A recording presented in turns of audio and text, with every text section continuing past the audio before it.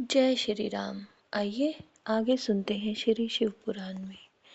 ब्रह्मा जी की आज्ञा से कुमार का युद्ध के लिए जाना, तारक के साथ उनका भीषण संग्राम, उनके द्वारा तारक का वध, तत्पश्चात देवों द्वारा कुमार का अभिनंदन स्तवन, कुमार का उन्हें वरदान देकर कैलाश पर जा शिव पार्वती के पास निवास करना। तब ब्रह्मा जी ने कहा, शंकर सुमन स्वामी कार्तिक, तुम तो देवादि देव हो। पार्वती सुत विष्णु और तारकासुर का यह व्यर्थ युद्ध शोभा नहीं दे रहा, क्योंकि विष्णु के हाथों इस तारक की मृत्यु नहीं होगी। यह मुझसे वरदान पाकर अत्यंत बलवान हो गया है। यह मैं बिल्कुल सत्य बात कह रहा हूँ। पार्वती नंदन, तुम्हारे अतिरिक्त इस पापी को मारने वाला दूसरा कोई नहीं है, इसलिए महाप्रभु तुम्हें मेरी कथा अनुसार ही करना चाहिए।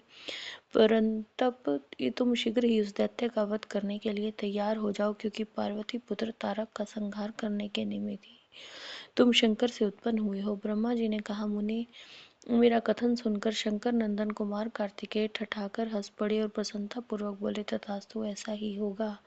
तब महान ऐश्वर्यशाली शंकर सुमन कुमार तारकासुर के वध का निश्चय करके विमान से उतर पड़े और पैदल हो गए। जिस समय महाबली शिव पुत्र कुमार अपनी अत्यंत चमकीली शक्ति को, जो लपटों से दमकती हुई एक बड़ी उल्का सी जान पड़ती थी, हाथ में लेकर पैदल ही दौड़ रहे थे, उस समय उनकी अद्भुत शोभा हो रही थी। उनके मन में तनिक भी व्याकुलता नहीं थी। वे परम प्रचंड और अप्रमेय बलशाली थे। उन षण्मुख को सब अपनी ओर आता देखकर तारक सुरश्रेष्ठों से बोला, क्या शत्रुओं को संहार करने वाला कुमार यही है? मैं अकेला वीर इसके साथ युद्ध करूंगा और मैं ही समस्त वीरों, प्रमथगणों, लोकपालों तथा श्री हरि जिनके नायक हैं उन देवों को भी मार डालूंगा। तदंतर देवताओं को दुर्वचन कहकर वह असुर तारक भीषण युद्ध करने लगा। उस समय बड़ा विकट संग्राम हुआ। तब शत्रु वीरों का संहार करने वाले कुमार ने शिवजी के चरण कमलों का स्मरण करके तारक के वध का विचार किया।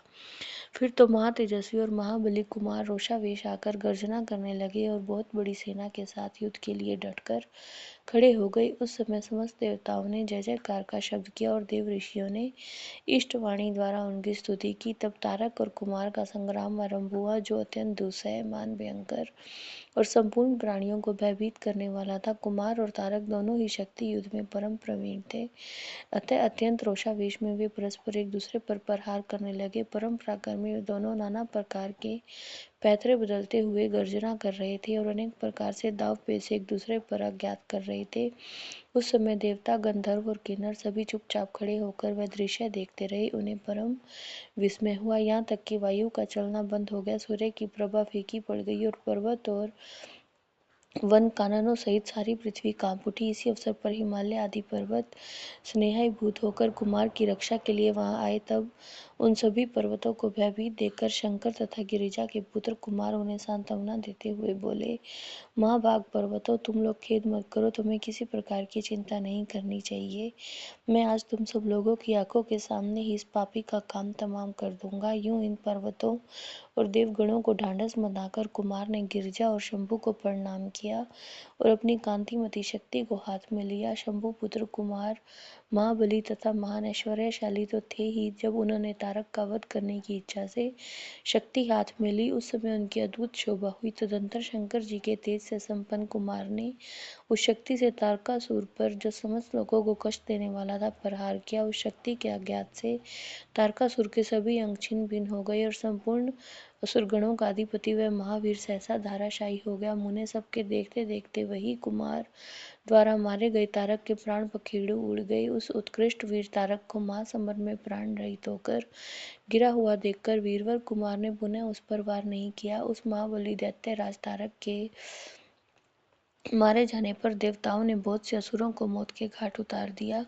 उस युद्ध में कुछ असुरों ने भयभीत होकर हाथ जोड़ लिए, कुछ के शरीर छिन्न भिन्न हो गए और हजारों दैत्य मृत्यु के अतिथि बन गए। कुछ शरणार्थी दैत्य अंजलि बांधकर पाही पाही रक्षा कीजिए यूं पुकारते हुए कुमार के शरणापन्न हो गए।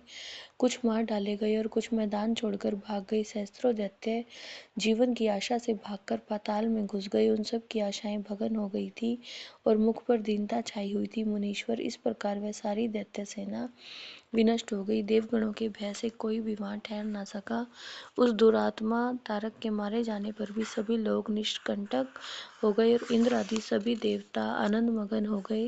और कुमार को विजयी देखकर एक साथ ही संपूर्ण देवताओं और त्रिलोकी के समस्त प्राणियों को महान आनंद प्राप्त हुआ।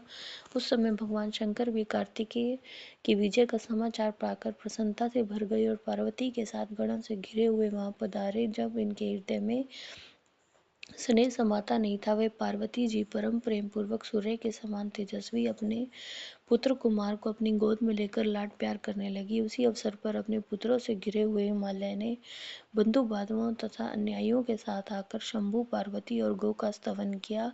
तत्पश्चात संपूर्ण देवगण, मुनि, सिद्ध और चारणों ने शिवनंदन कुमार शंभु और परम प्रसन्न हुई पार्वती की स्तुति की। उस समय उपदेवों ने बहुत बड़ी पुष्प वर्षा की। सभी प्रकार के बाजे बजने लगे। विशेष रूप से जय जयकार और नमस्कार के शब्द बारंबार उच्च स्वर से गूंजने लगे। उस समय वहां एक महान विजयोत्सव मनाया गया, जिसमें कीर्तन की विशेषता थी और वह स्थान गाने बजाने के शब्द और अधिकाधिक ब्रह्म घोष से व्याप्त था। मुने समस्त देवगणों ने प्रसन्नता पूर्वक गा बजाकर तथा हाथ जोड़कर भगवान जगन्नाथ की स्तुति की। तत्पश्चात सबने प्रशंसित और अपने गणों से घिरे हुए भगवान रुद्र, जगत जननी भवानी के साथ अपने निवास स्थान कैलाश पर्वत को चले गए। इधर तारक को मारा गया देखकर सभी देवताओं और अन्य समस्त प्राणियों के चेहरे पर हंसी खिलने लगी। वे भक्ति पूर्वक शंकर सुमन कुमार की स्तुति करने लगे। देव, तुम दानव श्रेष्ठ तारक का हनन करने वाले हो, तुम्हें नमस्कार है। शंकर नंदन, तुम बाणासुर के प्राणों का अपहरण करने वाले तथा प्लम्बासुर के विनाशक हो। तुम्हारा स्वरूप परम पवित्र है, तुम्हें तुम्हारा अभिवादन है। ब्रह्मा जी कहते हैं, मुने, जब विष्णु आदि देवताओं ने इस प्रकार कुमार का स्तवन किया, तब उन प्रभु ने सभी देवों को क्रमशः नया नया वर प्रदान किया। तत्पश्चात पर्वतों को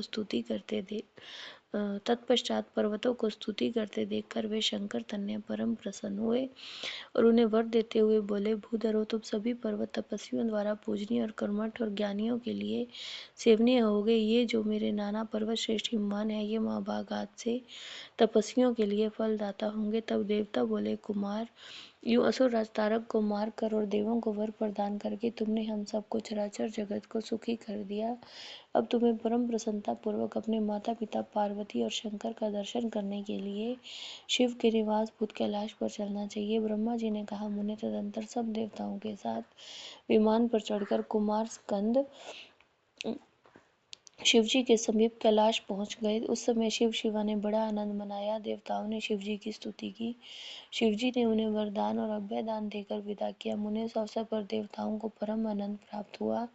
वे शिव, पार्वती तथा शंकर नंदन कुमार के रमणीय यश का बखान करते हुए अपने अपने लोक को चले गए।